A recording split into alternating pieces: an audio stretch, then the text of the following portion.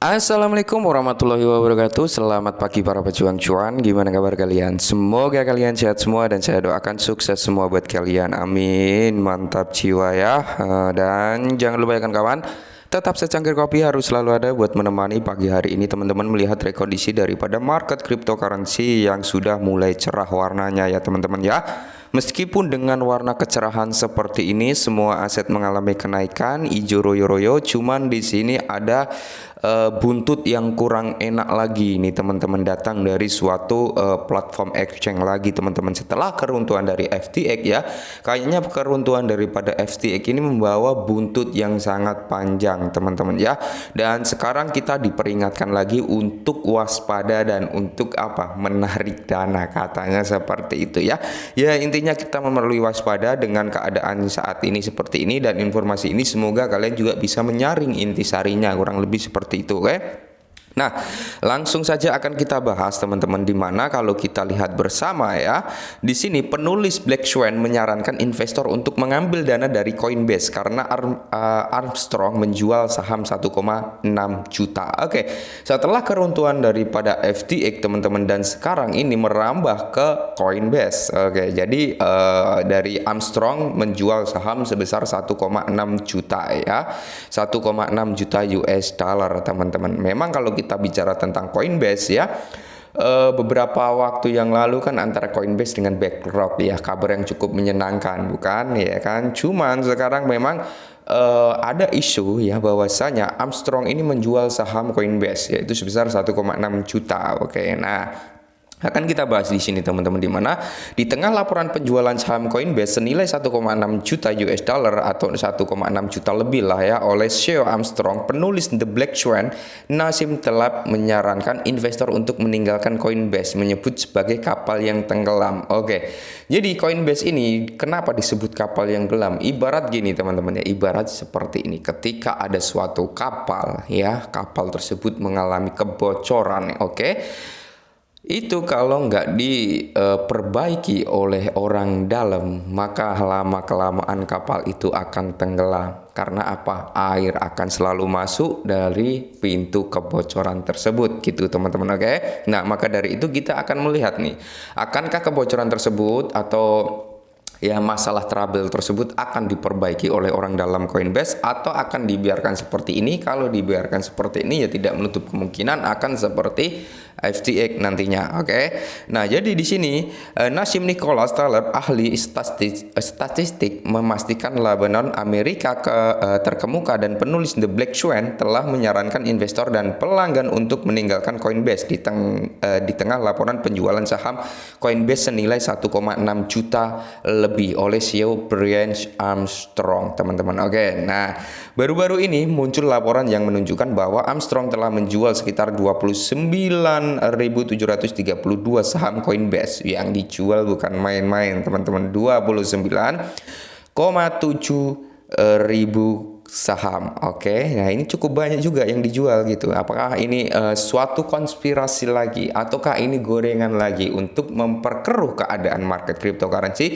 Kita nggak ada yang tahu secara pasti. Kita hanya perlu antisipasi dan waspada ketika ada announcement, ada sesuatu yang hal mulai terlihat menyimpang, mulai terlihat ini itu, mulai terlihat agak baik-baik saja, kita segera melakukan perpindahan aset. Oke, seperti itu. Ini saran yang mungkin patut untuk kita waspadai juga teman-teman ya. Jadi buat teman-teman yang mungkin pengguna Coinbase, bisa antisipasi dan bisa waspada. Nah, baru-baru ini muncul laporan ya bahwasanya menjual, bahwa Armstrong telah menjual ini ya teman-teman pada tanggal 11 November. Oke. Jadi penjualan saham Coinbase kelas A senilai 1,6 juta US dollar ini pada 11 November teman-teman ya. Jadi baru-baru juga gitu ya kan, belum lama.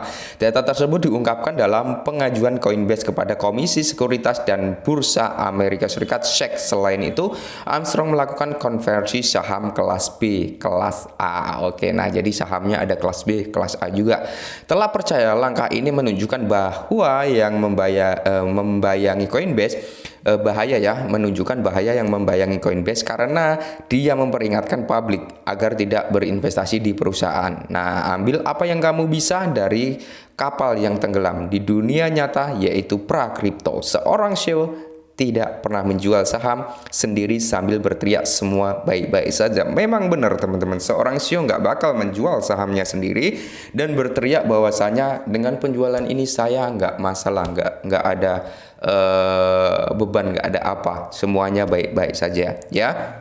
Jadi ketika suatu CEO menjual sahamnya, itu berarti ada sesuatu hal yang terjadi di belakang layar, kurang lebih seperti itu. Nah, langkah kita pengguna Coinbase, untuk kita semua yang mungkin menggunakan Coinbase ya, mungkin rekan-rekan menggunakan Coinbase, apa yang perlu kalian lakukan adalah untuk mewaspadai, untuk selalu mengupdate berita tentang Coinbase juga gitu ya.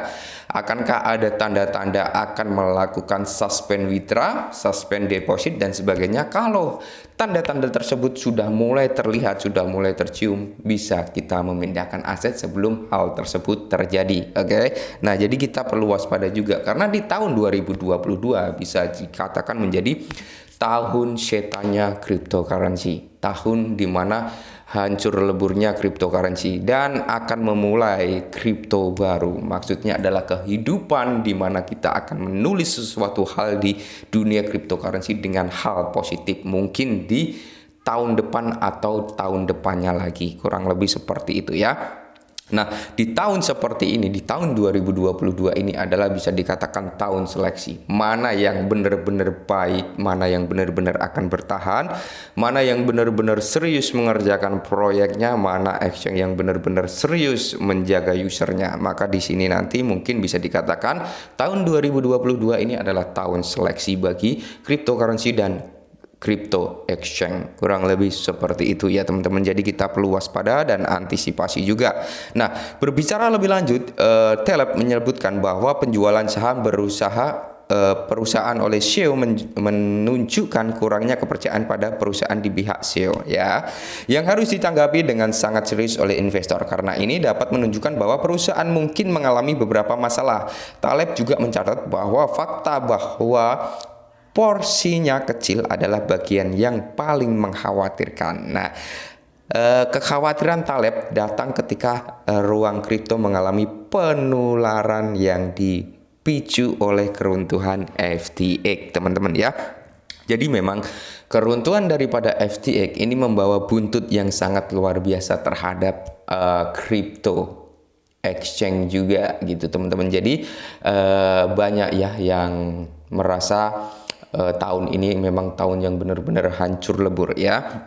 Nah, sebagai tanggapan selain pendiri Ethereum Vitalik Buterin menambahkan pernyataan Taleb tentang masalah di surga untuk Coinbase sebagai alasan dibalik penjualan Armstrong. Buterin menyoroti stres psikologis yang terkait dengan memiliki hampir semua kekayaan persis seorang dalam satu aset tidak likuid. Nah, pemrogram Kanada kelahiran Rusia ini lebih lanjut mencatat bahwa mendeverifikasikan portofolio seorang adalah bijaksana dan membuatnya tidak ada salahnya. Nah, Buterin menambahkan bahwa keterangan mental dari diverifikasikan tersebut dapat berkontribusi pada produktivitas di ruang kerja. Oke, nah jadi tidak ada yang salah dengan beberapa diverifikasikan dan dorongan kewarasan dari diverifikasi bahwa dapat meningkatkan kinerja, katanya kurang lebih seperti itu ya teman-teman ya.